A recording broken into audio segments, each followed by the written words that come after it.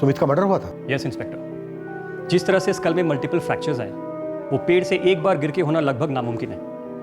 ऐसा लगता है किसी ने उसके सर को काफ़ी फोर्स के साथ बार बार पेड़ के तने से टकराया। क्योंकि सुमित का पोस्टमार्टम नहीं हुआ था, इसलिए एक इंपॉर्टेंट डिटेल सामने नहीं आई। सुमित का भी रेप हुआ था, ब्रूटल सोडम। तो अब पूरी पॉसिबिलिटी है कि सुमित का भी रेप और मर्डर हुआ, ठीक वैसे ही जैसे मयंक का हुआ। यस, सेफली कंक्लूड कर सकते हैं। फिर भी मैंने हेयर सैंपल्स को मैचिंग के लिए फॉरेंसिक भेज दिया है, पर यह महज एक फॉर्मेलिटी है। जिस किसी ने भी ये काम किया है वो बहुत ही विकृत मानसिकता का इंसान है। I am so sorry inspector, पर उस दिन इमरजेंसी थी जब वो लोग सुमित को लेकर हॉस्पिटल आए। बच्चे के पेरेंट्स ने क्लियरली कहा कि वो पेड़ से गिरा था। लेकिन पेड़ से गिरना भी एक एक्सीडेंटल डेथ केस है। पुलिस को इन्फॉर्म करना आपकी ड्यूटी बनती थी। अगर तभी पोस्टमार्टम हुआ होता तो यह भयानक कांड बहुत पहले सामने आ गया होता और मयंक के साथ हुए हादसे को रोका जा सकता था। मैं सच में बहुत शर्मिंदा हूं सर। पहले सुमित, फिर मयंक। अब क्या बहाना है तेरा? साहब मैं कबूल करता हूँ साहब। मैं एक जुर्म कबूल करता हूँ साहब। मैंने हरीश के खेतों की उपज में हेरा फेरी की थी। मैं लालची हो गया था, लेकिन साहब मैं आपके पैर पड़ता हूँ। मुझ पे इतने गंदे घिनौने इल्जाम लगाई। वो बहुत मासूम बच्चे थे साहब। पता है हमें, चिढ़ता था तो उन दोनों से। साहब ऐसा बिल्कुल नहीं है। सुमित को अस्पताल ले जाते हुए मैं जीतू के साथ, मैं सगाई वाली शाम साहब सचमुच मेरा पेट खराब हो गया था। मैं घर चला गया था। झूठ बोल रहा है तू कोई घर नहीं गया था। कोई तरह पेट वेट खराब नहीं हुआ था। जो भी सच है सच बोल। तो आप ना मेरी पत्नी से पूछ लीजिए। वो सब बता कर गया था कि मेरा पेट खराब है, मैं घर जा रहा हूँ। और जब सब सुमित की खबर आई थी ना, तब मैं मंदिर में था, आरती में लगा हुआ था।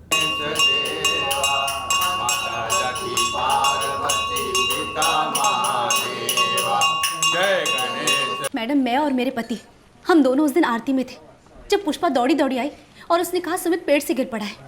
और उस दिन 26 तारीख को भी सगाई के वक्त मेरे पति के पेट में दर्द हो रहा था। उन्हें दस्त लगे थे। गौरी, मेरे पेट में दोबारा गड़बड़ हो रही है। आपने दवाई ली थी क्या? दवाई ली थी, उसके बावजूद हो रही है। मैं घर जा रहा हूँ। जब मैं हॉल से बाहर निकला था तब मैंने मयंक को देखा था, बैठा हुआ था गुमसुम। आपको मुझे जितना मारना है ना मुझे मारो, लेकिन मैंने कोई कांड नहीं किया है। मुझे बच्चों पे गुस्सा आता था, वो मेरे बादाम चुराते थे। हरीश जी पे भी गुस्सा था, बेरोजगार कर दिया था। लेकिन साहब इतनी ओछी हरकत, इतने घटिया इल्जाम मत लगाइए। सुमित के साथ जो हुआ, क्या मयंक को उसके बारे में कोई भनक हुई होगी? सर, मयंक को उसी दिन बुखार चढ़ा था। सर, तनाव में फीवर आना ये कॉमन है बच्चों में। सर, नारायण के मुताबिक मयंक सगाई के दिन भी उदास था। वो कम्युनिटी हॉल के बाहर गुमसुम बैठा हुआ था, उदास। हो सकता है वहां से उसे किसी ने उठा लिया हो, पर मयंक इस पर चिल्लाया ना हो। सर, मयंक 3 हफ्ते से डिप्रेशन में था। क्या सर ये सिर्फ दोस्त सुमित को खो देने का दुख था, या फिर सुमित की मौत के बारे में किसी जानकारी को लेकर दुख था? सर, शायद वो डरा हुआ होगा। शायद इस सब की जड़ सुमित के मर्डर से जुड़ी हुई है। दोनों को सोडोमाइज किया गया, दोनों को सर पटक कर मार डाला गया। एक बेहद विकृत और सड़ा हुआ दिमाग ही ऐसी हरकत कर सकता है। विकृत बर्ताव का एक एक्सट्रीम एग्जाम्पल इंस्पेक्टर। इस केस में 3 पॉसिबिलिटीज़ हैं। पहली ये, या तो ये आदमी अपने अंदर बच्चों के प्रति एक भयंकर हीन भावना पालता था और उन्हें दर्द देकर उसे एक विकृत सुकून मिला होगा। दूसरी, या तो फिर इस आदमी के मन में बच्चों के माँ बाप के प्रति एक अनकंट्रोल गुस्सा था और उन्हें आजीवन दर्द देने के लिए वो इन बच्चों को एक दर्दनाक मौत देता है। और तीसरी पॉसिबिलिटी, वो महज एक सेक्स मैनियक था जिसकी सेक्सुअलिटी बुरी और पूरी तरह से इम्बैलेंस थी, और रेप करने के बाद अपने बचाव के लिए वो विक्टिम्स का मर्डर कर देता था। मैं नारायण को पूरी तरह से रूल आउट नहीं कर रहा हूं, लेकिन उसे प्राइम सस्पेक्ट बनाने के लिए हमारे पास उसके खिलाफ कोई ठोस सबूत नहीं है। कहीं ऐसा ना हो कि हम गलत पेड़ पर चढ़ जाएं और असली मुजरिम यहाँ गांव में एक और बच्चे को अपना शिकार बना जाए। सर, जो भी मुजरिम है, सुमित के केस में तो कानून के रडार से बच निकला, पर मयंक के केस में पूरी तरह से एक्सपोज हो चुका है। हमें इसकी विकृत हरकतों को यहीं पर रोक देना है। मयंक और सुमित के दोस्तों से बात करते हैं, पता लगाते हैं कि 5 जून को दरअसल क्या हुआ था। हो सकता है उसके पहले कुछ हुआ हो। सुमित और मयंक हमेशा साथ में खेलते थे, फिर 5 जून को ऐसा क्या था कि सुमित अकेला खेल रहा था। आरती सर। तुम सुमित और मयंक के दोस्तों से बात करो, एक एक डिटेल निकलवाओ। Right sir. मैं दोनों के पेरेंट्स के साथ बात करता हूं। अनिल, तुम एक लिस्ट बनाओ सारे सेक्स ऑफेंडर्स की। यहाँ गांव में कोई भी अगर ऐसा है जिसकी सेक्सुअल हरकतों पे कोई सवाल या निशान है, कोई पुलिस रिकॉर्ड है या कोई भी ऐसा किस्सा है छोटे से छोटा, उसे घसीट लो। तू भी मुझसे वही सवाल कर रही है। मैं आपसे सवाल नहीं कर रही जी, मैं तो बस आपसे पूछ रही हूँ। पूछा भी कैसे? बच्चों के साथ करूँगा। नहीं नहीं, आप गलत समझ रहे हैं जी। गलत तो पुलिस कर रही है मेरे साथ। ये दो और दो जोड़कर मुझे मुजरिम ठहराने में लगे, और गलत कर रही है तू जो मुझसे पूछ रही कि माजरा क्या है। गौरी, मैंने कुछ नहीं किया, कुछ भी नहीं किया मैंने।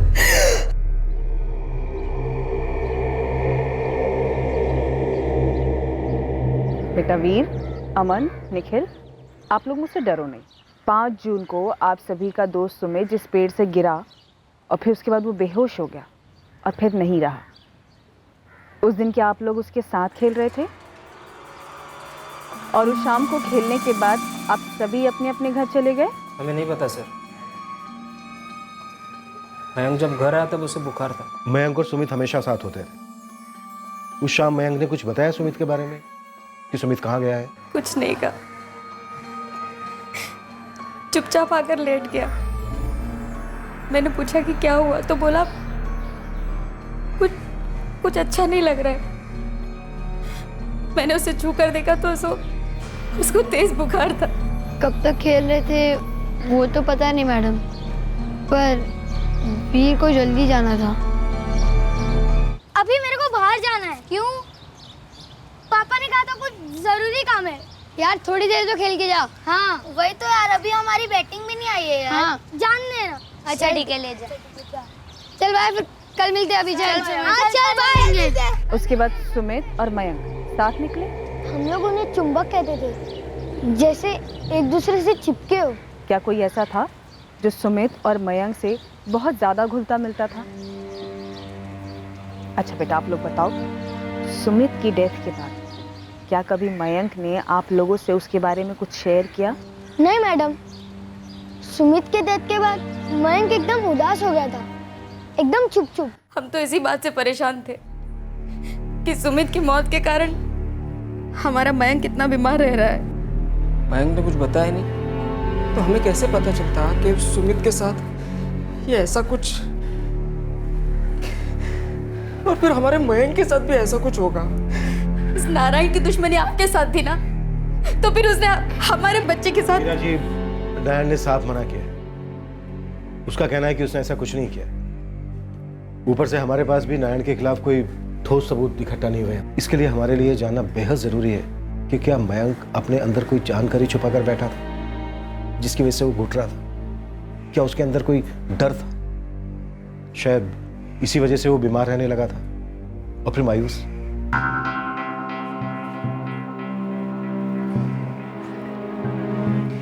ये बात हमारी समझ में क्यों नहीं आई बिना? नारायण और गौरी दोनों आरती में मेरे साथ थे। फिर अचानक पुष्पा दौड़ी दौड़ी आई और हम सब ये देखने के लिए भागे कि क्या हो गया सुमित को।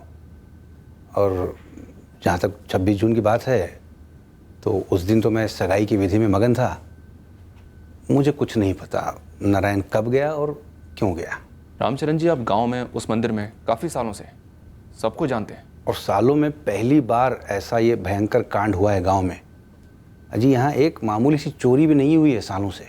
तो आपको लगता है कि ये काम किसी गांव वाले का नहीं है? कौन कर सकता है ऐसा?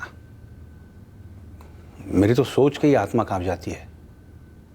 इतनी विकृति दोनों मासूम लड़कों के साथ। जी नहीं मैडम, हम आरती में तो नहीं गए थे। तो फिर? हम रोज दोपहर में खेत में जाते समय घास इकट्ठा करते हैं, फिर उसकी गठरी बांधकर उस पेड़ के नीचे रख देते हैं। फिर शाम को जब घर पे आते हैं तो उस गठरी को घर पर लेके आते हैं। उस शाम भी वही हुआ था।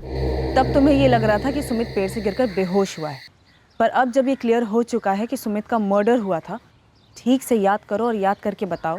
पेड़ की तरफ जा रही थी अपनी गठरी लेने के लिए, तो आपने रास्ते में किसी को देखा था आते जाते, या फिर साइकिल पे, मोटरसाइकिल पे?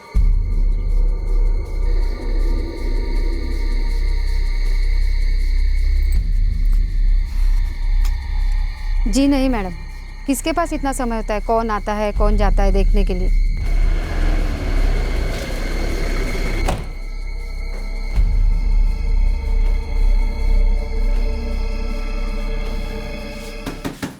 नारायण के साथ मेरा कोई लेना देना नहीं है। मेरे खेतों की देखभाल मैं खुद करता हूँ। सुमित की मौत के बाद मयंक कभी मिलने आया था आप लोगों से? आपका और हरीश शुक्ला का किसी काम से या किसी और कारण से मिलना होता है कभी? कुछ साथ में करते हो? कोई कॉमन चीज़ है आप दोनों के बीच? एक ही गांव के जो है, हमारे बच्चे साथ पढ़ा करते थे।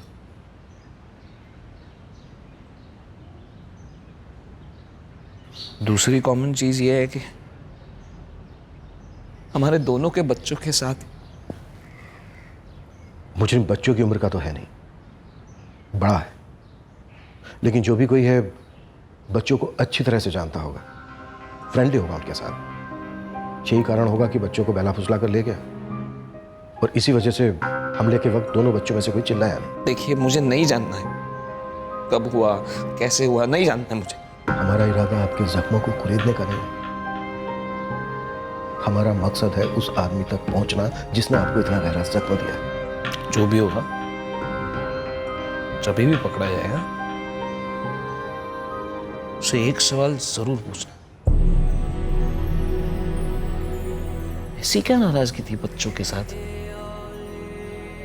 जो उनके साथ इतनी हैवानियत दिखाई?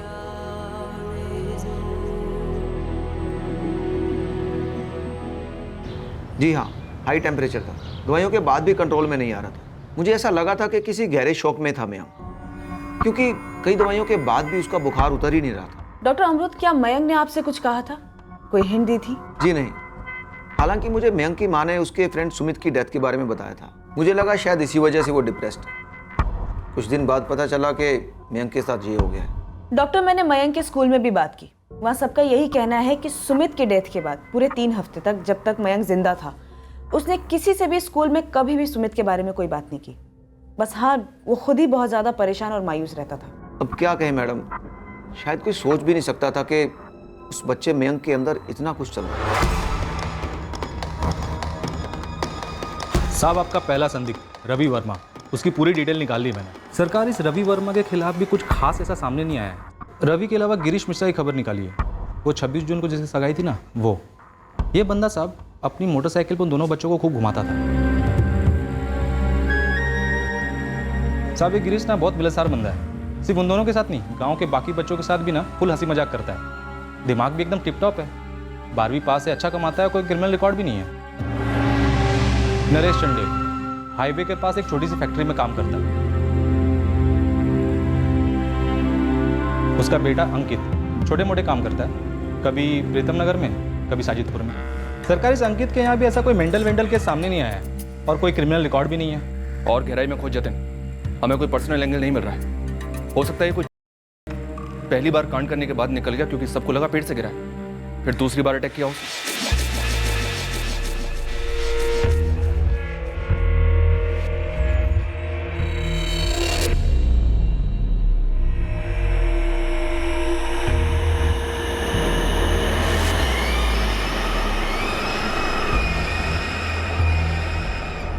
सुमित के हेयर सैंपल्स क्राइम सीन के हेयर सैंपल्स के साथ मैच कर गए हैं इंस्पेक्टर। पूरी संभावना है कि सुमित के सर को पेड़ के तने से जोर से पटका गया होगा कई बार, जिसके चलते फ्रैक्चर्स और हेमरेज हुआ। इस बात की पूरी संभावना है कि दोनों का कातिल एक ही है, पर प्रॉब्लम यह है कि इस वक्त हमारे पास सिर्फ एक सस्पेक्ट है, नारायण, लेकिन उसके खिलाफ कोई एविडेंस नहीं है। लगता है एक्यूज्ड विक्टिम्स को पहले से जानता था। उन बच्चों के साथ घुल मिलने के बाद उसने उनका भरोसा जीता और फिर उसने पहले सुमित को और बाद में मयंक को निशाना बनाया होगा। लेकिन वो शख्स कौन है ये तभी क्लियर हो पाएगा जब मोटिव क्लियर होगा। सर, मयंक का डॉक्टर, स्कूल टीचर, पेरेंट्स और दोस्त सभी इस बात को अग्री करते हैं कि सुमित की मौत के बाद मयंक बहुत उदास रहता था। सिर्फ फीवर वाला मामला नहीं था। काश किसी ने कुछ तो पूछा होता मयंक से कि उसे कौन हैरेस कर रहा है, उसे कौन डरा रहा है, शायद उसे कोई ब्लैकमेल कर रहा हो। सर, पूरे एरिया के एडिक्ट्स और सेक्स ऑफेंडर्स कोर्ट है, खूब कुटाई भी की, इस नारायण की भी दोबारा क्वेश्चनिंग की, लेकिन कुछ भी सामने नहीं आया। मुझे लगता है सुमित और मयंक के केसेस में कोई बहुत ही महत्वपूर्ण सुराग होने के बावजूद वो नजरअंदाज हुआ है। मुझे यह भी लग रहा है कि सुमित के साथ जो उस पेड़ के नीचे हुआ, शायद उसका कोई चश्मदीद गवाह था, और वो था मयंक। वो इससे इतनी बुरी तरह से डर गया होगा कि उसकी जबान ही खामोश पड़ गई। फिर उस विकृत हत्यारे ने मयंक को कम्युनिटी हॉल के बाहर अकेला पाया और फिर उस पर अटैक किया।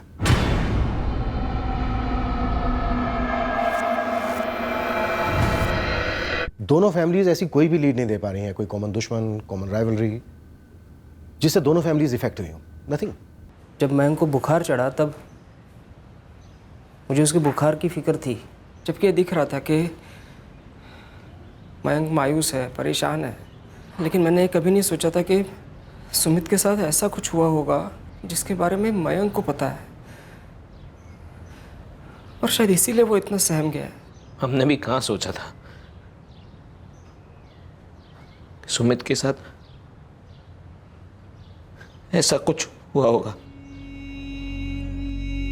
हमें तो लगा था पेड़ से गिरने की वजह से सुमित की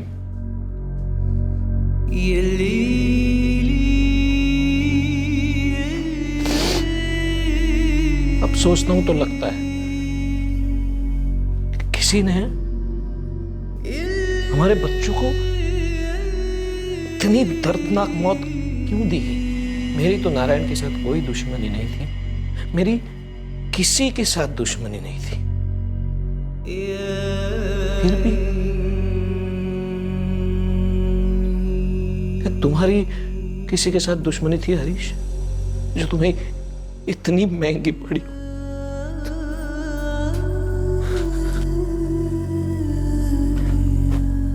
सर ये नारायण शायद इसलिए बुरा फंसा क्योंकि ये दोनों दफा मौका वारदात पे मौजूद था, और ऊपर से इसकी मयंक के फादर हरीश के साथ अनबन थे। बस वही तो था जो ऑटो लेके आया था सुमित को हॉस्पिटल ले जाने के लिए। चलो थोड़ी देर के लिए मान लेते हैं कि नारायण मुजरिम नहीं है, और ये भी मान लेते हैं कि मयंक ने सुमित के कातिल को देखा था। तो पूरे 3 हफ्ते 5 जून से लेकर 26 जून तक मयंक जिस डर में रहा होगा उसी डर में कातिल भी जिया होगा। सर अगर हम इस थ्योरी के अकॉर्डिंग जाते हैं तो हम ये मानकर चलते हैं कि कातिल ने ये देख लिया होगा कि मयंक ने कत्ल होते हुए देख लिया, और फिर शायद उसने मयंक को भी रास्ते से हटा दिया होगा। आरती एक मिनट, अगर ऐसा है तो क्या उन 3 हफ्तों में कातिल ने मयंक तक पहुंचने की कोशिश नहीं की होगी, स्कूल में या कहीं और? अगर हमारी ये थ्योरी फिट है तो फिर कातिल ने मयंक को अकेले पाने की कोशिशें की होंगी, और सगाई के दौरान कम्युनिटी हॉल के बाहर उसे मौका मिल गया और उसने लपक लिया।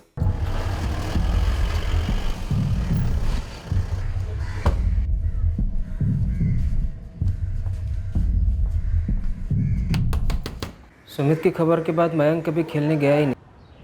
स्कूल जाता था अकेले। मैं जाती थी मयंक को छोड़ने और लेने, मेरी बेटी नेहा के साथ। ज़्यादातर उसकी तबीयत खराब ही थी, मुश्किल से 3-4 दिन ही गया होगा। बाकी के दिन घर पर ही रहता था। सगाई में आने से भी इनकार ही कर रहा था,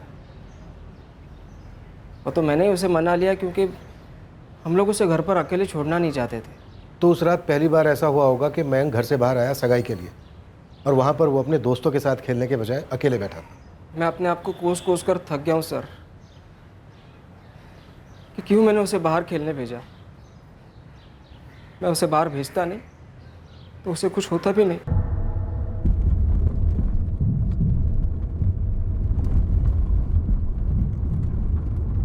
कातिल घात लगाए बैठा था कि कब मयंक उसे घर से बाहर अकेला मिले। पूरे 3 हफ्तों से ट्रैकिंग चल रही हो। मयंक घर से बाहर अकेले खेलने जाता नहीं था, लेकिन कातिल इंतजार कर रहा हो। सर 26 जून की रात को उसे वो एक मौका मिला जब गांव के सभी लोग गिरीश मिश्रा की सगाई में लगे हुए थे। सिर्फ इस नारायण को छोड़कर ये पहले निकल गया था वहाँ से, बाकी सारे सगाई वाले मेहमान वहीं पर थे। सर ये रवि वर्मा हमारा पहला सस्पेक्ट, ये सगाई के 1 दिन पहले अपने ससुराल में था, दूसरे गाँव प्रीतम नगर में। वो उस रात मुक्तिपुर में नहीं आया था, ये बात वेरीफाई हो चुकी है। हमारा टारगेट है वो आदमी जो गांव का ही है, लेकिन उस रात सगाई में नहीं आया, लेकिन सगाई के वेन्यू के आसपास इंतजार में बैठा था मयंक को अकेला पाने के लिए।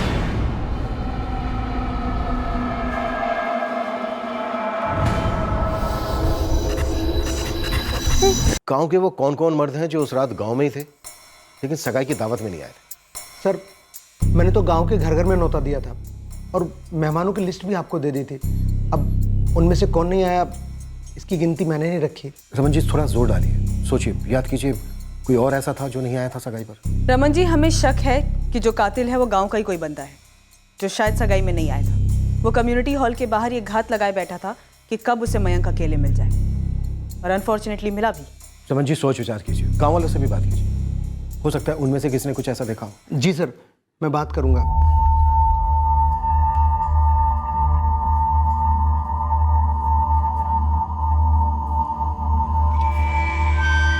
ये गांव इतना बड़ा तो है नहीं। सगाई में आए मेहमानों ने आपस में जरूर बातें की होंगी कि कौन कौन नहीं आया।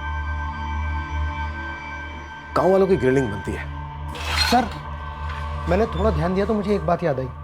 आप सब लोग जब मयंक को ढूंढ रहे थे तो ये नारायण गुप्ता कहाँ था? मैंने इसलिए पूछा क्योंकि जब मैं काम से घर लौट रहा था तब नारायण कहीं जा रहा था। ये नरेश चंदेल का बेटा अंकित ये सगाई में नहीं था, क्योंकि उसने कहा था कि काम से लौटते वक्त उसने नारायण को कहीं जाते हुए देखा। इसका मतलब वो सगाई में नहीं था।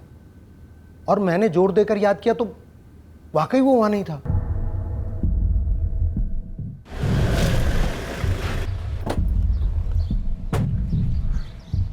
अंकित की माँ है आप?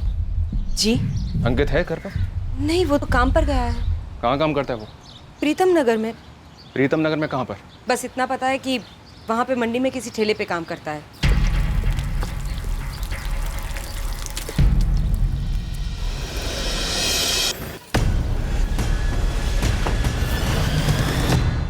चल बे अंकित, बुलावा आया तेरा। क्या हो गया साहब? तूने 26 जून को उस नारायण गुप्ता को देखा था ना घर जाते वक्त? हाँ, मैंने देखा था नारायण को। उसी सिलसिले में हमारे साथ तेरे को देखना चाहते हैं।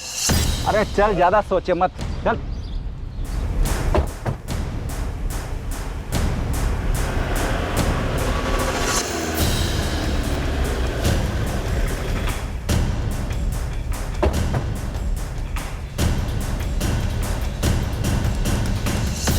कहाँ था का मतलब? हम लोग तो नारायण के बारे में बात करने वाले थे। अंकित, 26 जून की रात को तू कहाँ था? क्या साहब, अब मैंने आपको अभी बताया, मैं भगवान भाई के ठेले पर था, भजिए तल रहा था। और कहाँ हो सकता हूँ? ठेले पर तू कितने बजे तक था? कितने बजे? सर, हमारा ठेला काफ़ी देर रात तक चलता है, और कितने बजे थे मैंने ध्यान नहीं दिया। आंखें बंद कर सोच और हमें बता कि तू भगवान के ठेले से कितने बजे लौटा, गांव में कितने बजे दाखिल हुआ, और घर जाते वक्त नारायण को तूने कितने बजे देखा? ये अंकित रोज काम पर तो आता नहीं मैडम। जिस दिन भी आता है पूरे दिन काम करता है, और उसकी जो भी मजदूरी बनती है टिका देता हूँ। 26 जून को अंकित आया था काम पे? मैडम, इस तरीके से इस बंदे का कभी हिसाब रखा नहीं। कितने दिन आया, कब गया। देखो भगवान, ठीक से याद करो और हमें बताओ, क्योंकि ये हमारे लिए जानना बहुत जरूरी है कि 5 जून और 26 जून इन 2 दिनों की शाम अंकित तुम्हारे ठेले पे आया था या नहीं आया था? 5 जून को मैं कहाँ था? सर, मैं काम पर था। मुझे समझ नहीं आ रहा, आप मुझसे क्यों पूछ रहे हैं सब सवाल? तूने नारायण को एग्जैक्टली किस जगह पर देखा था? गांव की गली में देखा था सर। मैं काम से अपने घर जा रहा था साइकिल पर, तभी मैंने देखा नारायण कहीं जा रहा था, बस। और ये बात मैंने गांव में सभी को बताई थी, और कई बार बता चुका हूं मैं बात। अंकित, किसी झूठ को रटकर बार बार कहने से वो झूठ सच नहीं हो जाता है। साहब, मैं झूठ नहीं बोलता। अभी 10 सेकंड पहले बोला। क्या बोला साहब, बताइए, क्या झूठ बोला मैंने? कि तू 5 जून की रात को भगवान के ठेले पर था, जबकि सच ये है कि तू उस दिन काम पर गया ही नहीं था। ये किसने बताया आपको? हमसे बताया किसी ने कि तू उस दिन काम पर नहीं गया था। कोई गोली दे रहा है आपको। आप हमारे बेटे अंकित को क्यों उठा कर ले आए? वो तो सगाई में था ही नहीं। मैं 26 जून की बात नहीं कर रहा हूँ, मैं 5 जून की बात कर रहा हूँ। उस दिन तुम्हारा बेटा कितने बजे घर वापस लौटा था? आया होगा जैसे रोज आता है, अपना काम खत्म करने के बाद। ओ साहब, ये नारायण के खिलाफ कुछ मिला नहीं तो मेरे बच्चे को फंसाओगे आप। कहीं ऐसा तो नहीं कि तुम्हारा अंकित और शायद तुम दोनों मिलकर नारायण को फंसाने की कोशिश में? क्या? हम ऐसा क्यों करेंगे? क्योंकि आपका अंकित इस गांव में सिर्फ एकमात्र ऐसा लड़का है जिसने नारायण की बात निकाली, कि उसने अपने घर जाते वक्त नारायण को देखा, और उसके बाद तुमने उसकी बात छेड़ी। तुम ही ने कहा था ना कि वो सगाई में से जल्दी निकल गया था। सिर्फ तुम दोनों बाप बेटों को ही नारायण दिखा। उस नारायण को बचाने के लिए आप हम गरीबों को बलि का बकरा बना रहे हो। लेकिन एक बात सुन लो, हम गरीब जरूर है लेकिन गवार नहीं है। हमें मालूम है कानून अंधा नहीं है और ना ही भ्रष्ट, उसके रखवालों की तरह। बहुत ऊपर तक लड़ेंगे हम, अपने बेटे की जमानत करवा के ही छोड़ेंगे। जमानत तब होती है जब गिरफ्तारी होती है। हमने तुम्हारे बेटे को गिरफ्तार नहीं किया, हम उससे सिर्फ कुछ सवाल पूछे। हाँ तो पूछो मेरे सामने। जब आप उसे उठाने आए थे तो कोई ऑर्डर था आपके साथ? तो दिखाइए उसकी कॉपी हमें। देखिए नरेश जी, आप दोनों शांत बैठ जाइए, हम थोड़ी देर में आपके बेटे को छोड़ देंगे। ना, उसे अभी और इसी वक्त रिहा कीजिए। आप उसे रिहा करते हैं कि मैं जाऊं कोर्ट में? साहब, मेरे तो दोस्त जैसे थे सुमित और मैं पसंद करता था उन दोनों बच्चों को। मैं कई बार उनके साथ खेला भी, पेड़ पे चढ़ना, क्रिकेट। और अब तू हमारे साथ खेल रहा है अंकित। हमें ठीक से बता नहीं रहा है कि 5 जून को तू घर कितने बजे पहुंचा था। अभी तो बोला मैंने आपको, मुझे समय याद नहीं है। मैं तो घड़ी तक नहीं पहनता। अब मैं जाऊं? Sir 1 minute. सर, इस अंकित का बाप नरेश चंडेल काफी हल्ला मचा रहा है। वो कह रहा है कि हम इसके बच्चे को जबरदस्ती उठा के लेकर आए, कोर्ट में जाने की धमकी दे रहा है। वो पकौट वाला भगवान, उससे कुछ निकला कि 5 जून और 26 जून को ये अंकित कहाँ था? सर आरती उससे पूछताछ कर रही है, पर वो कह रहा है कि उसे कुछ याद ही नहीं है। ये अकेला आदमी है जो दावा कर रहा है कि घर जाते वक्त इसने नारायण को देखा था, पर इसे टाइम ठीक से याद नहीं है। सर अभी के लिए इसको जाने देते हैं।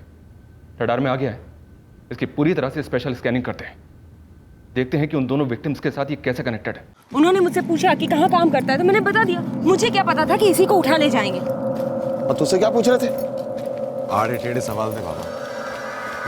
मैंने बोल दिया कि मुझे समय याद नहीं है और मैंने नारायण को देखा था, बस। पर तुझे ही क्यों उठा कर ले गए थे? इसके बारे में कुछ कहा उन्होंने? हाँ बोले, कहने लगे मैं अकेला था जो सगाई पे नहीं था। मैंने बोल दिया मैं भजिया तल रहा था उस वक्त। फिर ना पूछा उन्होंने, ना कुछ बोले। ये जीतू हरीश को कोई मिला नहीं, इसलिए हमें फंसा रहे। वो क्या समझते हैं? पैसे वाले तो किस पे भी इल्जाम लगा देंगे। अरे पूरे गांव को खेद है, दुख है उनके बच्चों के बारे में, पर वो हमारे बच्चों पे झूठा इल्जाम लगाकर उसे जेल भिजवा रहे हैं। हाँ?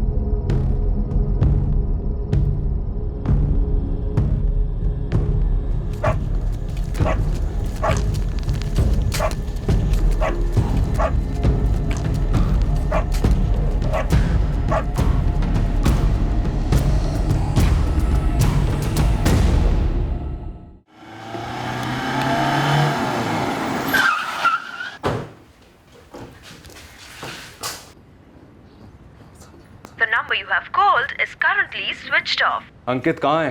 कहाँ छुपा रखा है आप लोगों ने उसे? हम लोग उसी को ढूंढ रहे हैं साहब। आप लोगों ने पता नहीं क्या क्या कहकर डरा दिया उसे। अंकित रात को ही घर से कहीं चला गया है, फोन तक बंद करके रखा है बेवकूफ ने। वो डर कर नहीं भागा है, वो इसलिए भागा है क्योंकि वो दोषी है। उसने झूठ बोला था हमसे, जैसे कि शायद आप लोगों ने भी बोला था। ये क्या बक रहे हैं आप? उसने भले ही नारायण को घर जाते वक्त देखा हो, लेकिन इस डबल रेप और मर्डर केस में अंकित ही शामिल था, इस बात का पूरा शक है हमें। क्या बकवास कर रहे हैं सर आप? कोई सबूत है तो दिखाइए मुझे। सबसे बड़ा सबूत है उसका भागना। वाह, इसलिए वो दोषी हो गया। आखिर वो ऐसा करेगा क्यों? वो तो अभी पता करना बाकी, लेकिन इस कांड की बू हमें इसी घर से आ रही है। क्या मतलब है आपका?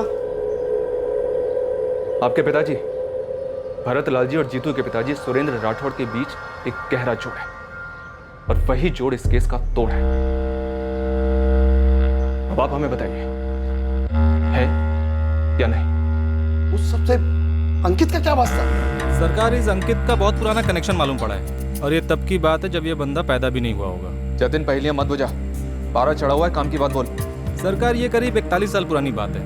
ये जीतू राठौड़ तभी शायद पैदा हुआ होगा या नहीं हुआ होगा, तभी उसने आपसे इस बात का जिक्र नहीं किया। शॉर्ट में बोल, कट टू कट, काम की बात। इस जीतू राठौड़ का एक चाचा है ईश्वर राठौड़, जो इस वक्त सेंट्रल जेल में उम्र कैद की सजा काट रहा है। क्या? जी हाँ सरकार, करीब 41 साल पुराना मर्डर केस है।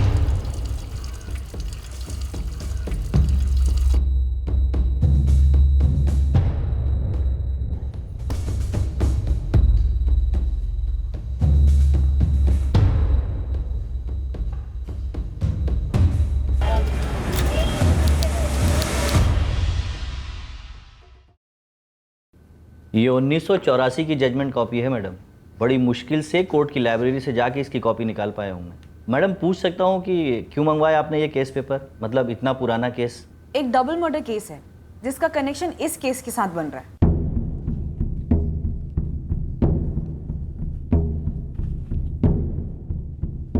हमें ये मिला जब हमें अंकित पर शक हुआ और देखा कि बच्चों के मर्डर का केस आपके पिता, आपके चाचा और अंकित के दादा से जुड़ा है। ये अदालत आरोपी सुरेंद्र राठौड़ और ईश्वर राठौड़ को 13 सितंबर 1976 को हुए भरतलाल चंदेल के कत्ल के इल्जाम में दोषी पाती। अंकित के दादा भरतलाल चंदेल ने आपके पिता सुरेंद्र राठौड़ से कर्ज लिया था जो लौटा नहीं रहे थे, तो आपके पिता सुरेंद्र राठौड़ ने अपने छोटे भाई ईश्वर राठौड़ के साथ मिलकर भरतलाल चंदेल को मार डाला। सर मैंने पूरी जिंदगी अपने पिताजी को जेल के अंदर ही देखा है, वो वहीं पे चल बसे। सर मेरे चाचा जी आज भी वहां पे सड़ रहे हैं और इतने साल पहले किए हुए जुर्म के लिए अब जाके उस अंकित ने मेरे बच्चे के साथ, उस मासूम मयंक के साथ ये सब क्या है? बदला लेने? झूठ है ये, सरासर झूठ। अंकित हमारे पिताजी के मर्डर का बदला क्यों लेगा? तब तो वो पैदा भी नहीं हुआ था। अब इस सवाल का जवाब तो सिर्फ और सिर्फ अंकित ही दे सकता है। इतनी पुरानी बात जिसकी वजह से हमारी जिंदगी बर्बाद हो गई, उसका इस्तेमाल किया जा रहा है हमारे बेटे को फंसाने के लिए। उसी गरीबी और लाचारी की वजह से हम ज्यादा पढ़ नहीं पाए, आगे नहीं बढ़ पाए। और जीतू को देखो, अपने घर हुए कांड का जिम्मा हमारे बेटे के सर पे डाल रहा है। साहब बदला तो वो ले रहा है हमसे। ये पुरानी दुश्मनी की जानकारी जीतू ने नहीं दी हमें। अंकित को खंगालते वक्त ये एंगल खुद ब खुद हमारे सामने आया है। अंकित चुपचाप हमारे सामने सरेंडर कर दे, इसी में उसकी भलाई और आपकी।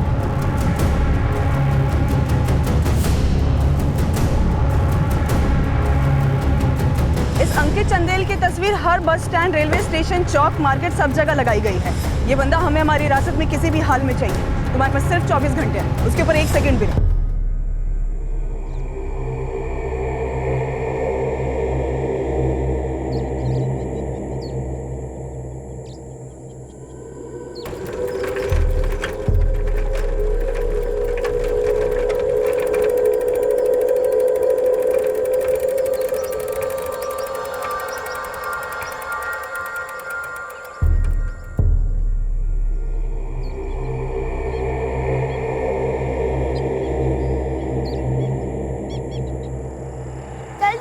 देखना पेट भी कितना खिला है, और पिछली बार जोर की लगी थी। मैं नहीं आऊंगा। अरे चल जाओ, ऊपर जाएंगे, वहाँ से पूरा मुक्तिपुर दिखेगा। चल, तुझे चढ़ना है चढ़, मैं नहीं आऊंगा। हाँ जा फटू जा जा। हाँ ठीक है, कल मिलेंगे। हाँ जा।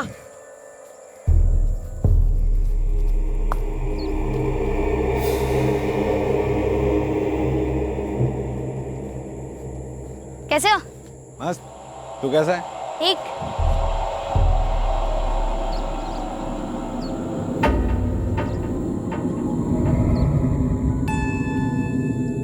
कैसे हो अंकित भैया?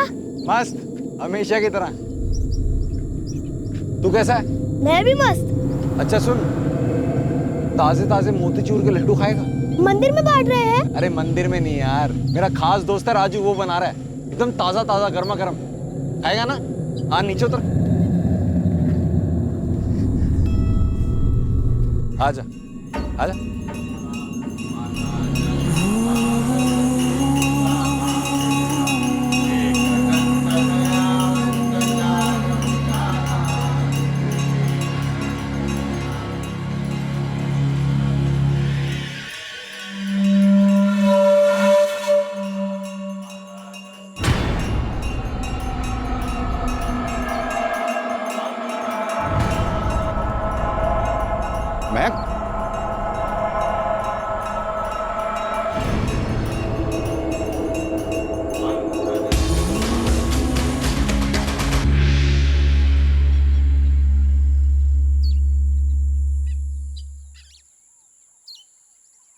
हर अड्डे पर हर जगह घुमाई, पर कोई लीड नहीं मिल रही है। तेरे जितने भी आदमी हैं, नए पुराने, सबको काम पर लगा दे। इस अंकित की जेब में ज्यादा पैसे नहीं है, ये ज्यादा दूर भाग नहीं सकता और ना ही कहीं छुप सकता है। हमने तो सारे रिश्तेदारों को फोन किया है, उन सबके नंबर भी आपको दे दिए। इससे ज्यादा हम क्या कर सकते हैं? हमें अंकित किसी भी सूरत में चाहिए, और इसमें आप हमारी मदद कर सकती हैं। इसमें अंकित की भी मदद होगी। मेरा अंकित इतना घिनौना काम कर ही नहीं सकता। कितना गुस्सा है हम सब ने जिंदगी भर, और अब ये सब। देखिए सर, आप लोग नई नई कहानी बुन रहे हैं, हमारे अंकित को फंसा रहे हैं आप लोग। तो उसी से पूछ लेते हैं। इतना भी क्या घबराना कि 4 सवाल पूछते ही गायब हो गया है? का अंकित सामने तो लाइए उसे। पूरे 41 साल के बाद ऐसा बदला। हमको तो तभी अजीब लगा था जब उसने खुद ही नारायण का नाम लिया। अरे बेचारा नारायण तो बेवजह घसीटा गया इस सब में। पुलिस ने पीटा सो अलग, ऊपर से लोगों के सामने इतना बड़ा अपमान भी हुआ। जीतू भैया, वो हम अंकित को देखे। हाँ, गांव के बाहर वो टूटा खंडर है ना, उधर ही दुबक के बैठा हुआ है।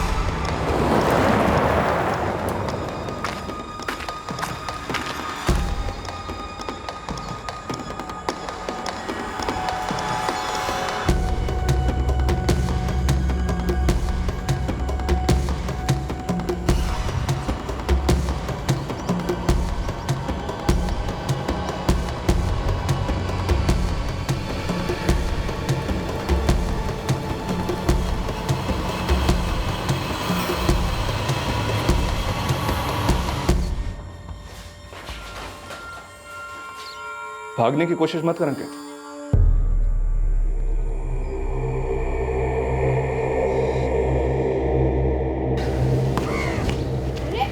क्या बोल रही है? भाग भाग भाग! अरे बोल दे! बोल दे!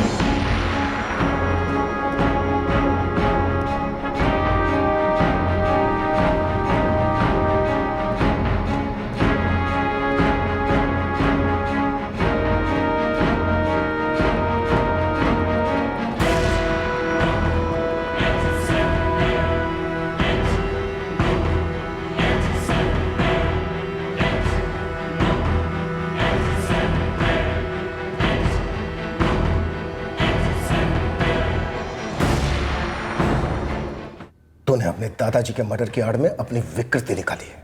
तू बीमार है साले। तेरा दिमाग, तेरी आत्मा सड़ चुकी है, गल चुकी है। हाँ, मेरा दिल और दिमाग गल चुका है गुस्से के से। मुझे जीतू को ही मार देना चाहिए था। गुस्से का कहां का गुस्सा बे? तू तो तब पैदा भी नहीं हुआ था जब जीतू के चाचा और बाप ने तेरे दादा का कत्ल किया था। पैदा नहीं हुआ तो क्या हुआ? पला तो उसी घर में हूं ना।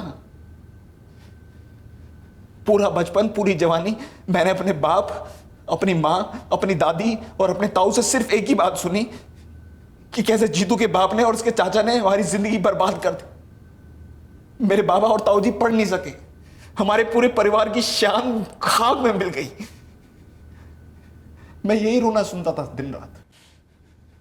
जितना दर्द मेरे बाप और ताऊ जी को हुआ है, उतना ही दर्द मेरे को जीतू को देना था।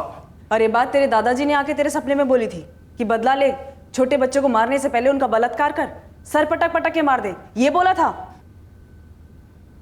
मेरा मयंक को मारने का बिल्कुल इरादा नहीं था। वो तो उसने मुझे सुमित को मारते हुए देख लिया था तो मुझे मारना पड़ा उसको। अगर तूने उन दोनों बच्चों को सिर्फ मार डाला होता ना, तो मैं तेरी इस बेहुदा बदले की कहानी पर 1% भरोसा भी कर लेता। लेकिन तूने दो छोटे छोटे मासूम बच्चों को सिर्फ मारा नहीं है, उनका पहले बलात्कार किया फिर मारा। कैसा बदला ये? या फिर तेरी विकृत भूख का नतीजा? क्या पता इससे पहले भी दूसरे लड़कों या दूसरे बच्चों के साथ बलात्कार करके उन्हें मार डाला। बोल बोल, छोड़ दूं तुझे बाहर? छोड़ दूं तुझे बाहर जीतू और हरीश के लिए, या उनके रिश्तेदारों के लिए, उनके रिश्तेदारों के लिए, कि वो सब भी तेरे साथ वही करें जो तूने उन दोनों बच्चों के साथ किया?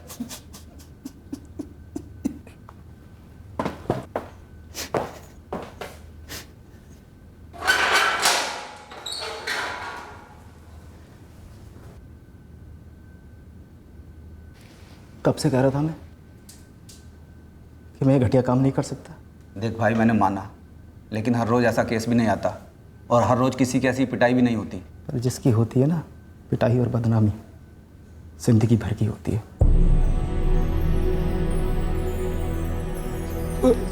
अंकित ने क्या कर दिया? क्यों क्यों?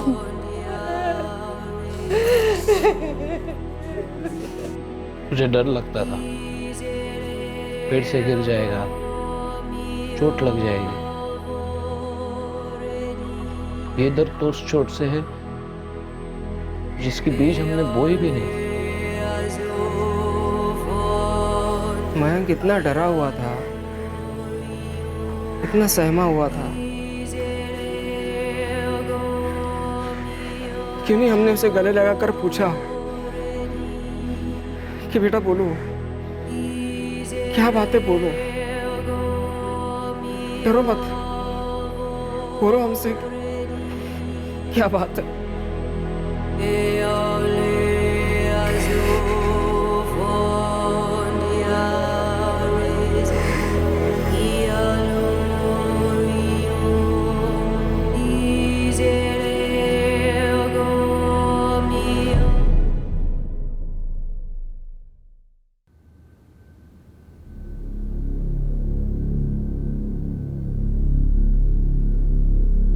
अपने दिल और दिमाग में द्वेष के नासूर को पलने ही ना दे।